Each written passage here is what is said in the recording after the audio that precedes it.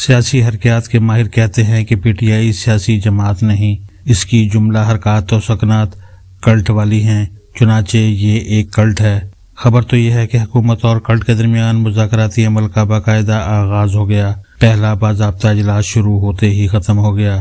Cult نے 2 مطالبات زبانی شکل میں پیش کیے، پھر کہا انہیں تحریری شکل دینے کے لیے بابائے کلٹ سے صلاح مشورہ کرنا ہے، اس لیے 1 ہفتے کا وقت دے دیا گیا۔ اس 1-2 ہفتے کے دوران 190 ملین پاؤنڈ کرپشن کیس کا فیصلہ بھی آنا ہے۔ بابائے کلٹ اور مادر کلٹ کو سزا سنا دی گئی تو مذاکراتی عمل کا کیا ہوگا؟ انتظار کرنا ہوگا۔ مذاکراتی دور کے علاوہ اس روز بابائے کلٹ کا بیان بھی سامنے آیا، جس میں آنے والے امریکی صدر ڈونلڈ ٹرمپ سے جانور بن جانے کی استدعا کی گئی ہے۔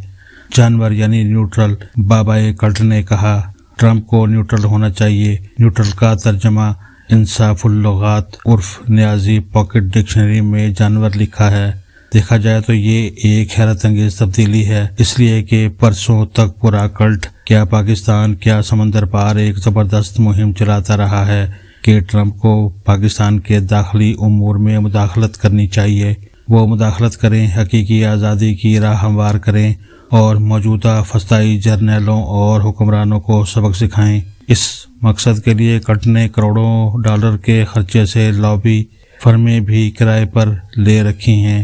وہاں کے میڈیا والوں کو بھی معقول مشاہرے دیے جا رہے ہیں، مظاہرے بھی ہو رہے ہیں، اور ادھر پاکستان میں اس کے ان گنت میڈیا پرسن امریکی مداخلت کے جواز میں 1 گھنٹے کے ٹاک شوز بھی کر رہے ہیں۔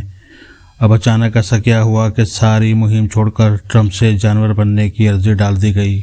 کچھ واقفان راز کا بتانا ہے کہ اس تبدیلی کی وجہ امریکہ سے تازہ آمدہ اطلاعات ہیں، جو نہایت مشکوک اور تشویشناک نوعیت کی ہیں، اور بابائے کلٹ نے یہ بیان حفظ ما تقدم کے طور پر دیا ہے۔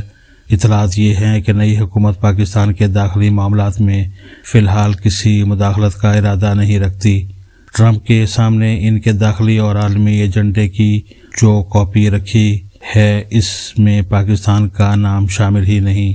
امریکہ کو افغان جنگ کا سامنا ہے، نہ عراق کا مسئلہ ہے کہ پاکستان سے تعاون کی ضرورت پڑے اور اسے تعاون پر آمادہ کرنے کے لیے اس کا بازو مروڑنے کی نوبت آئے۔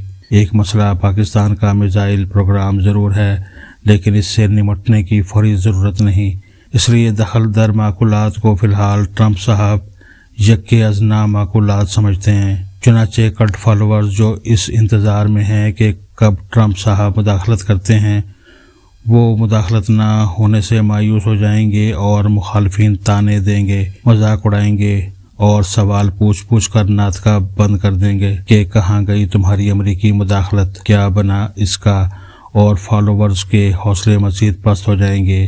تو اس صورتحال سے نمٹنے کے لیے بابائے کلٹ نے پیشگی بندوبست کیا ہے۔ ہر سوال کا جواب پیشگی دے دیا ہے کہ ارے بھائی، ٹرمپ تو مداخلت کرنے پر اڑا ہوا تھا، وہ تو ہمارے مرشد نے اسے روک دیا اور کہا خبردار جو ہمارے معاملات میں مداخلت کی۔ تو کہانی کچھ ایسی ہی لگتی ہے بھائی۔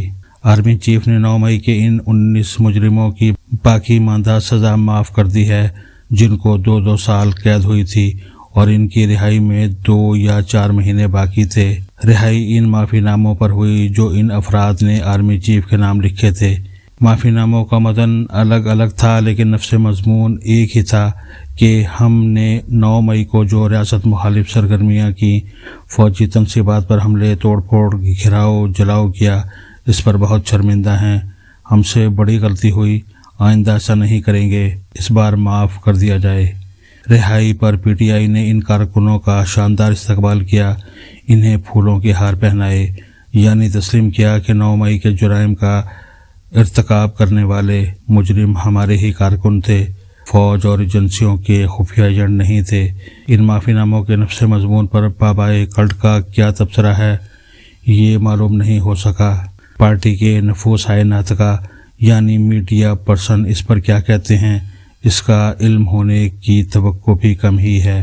مذاکراتی عمل کے دوران کلٹ نے 2 مطالبے کیے ہیں، ایک قیدیوں کی رہائی کا اور دوسرا 29 مئی اور 26 نومبر کو پیش آنے والے قتل عام پر جوڈیشل کمیشن بنانے کا۔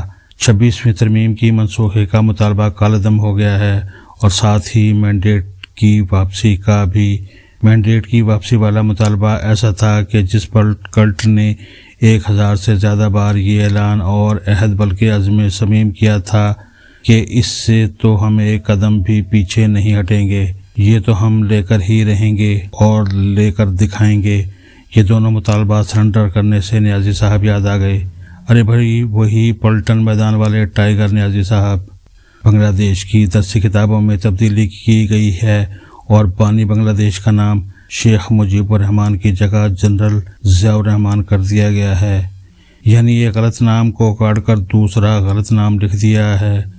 بنگلہ دیش کے بانی نہ تو شیخ مجیب تھے نہ ضیاء الرحمان بلکہ نیازی صاحب تھے۔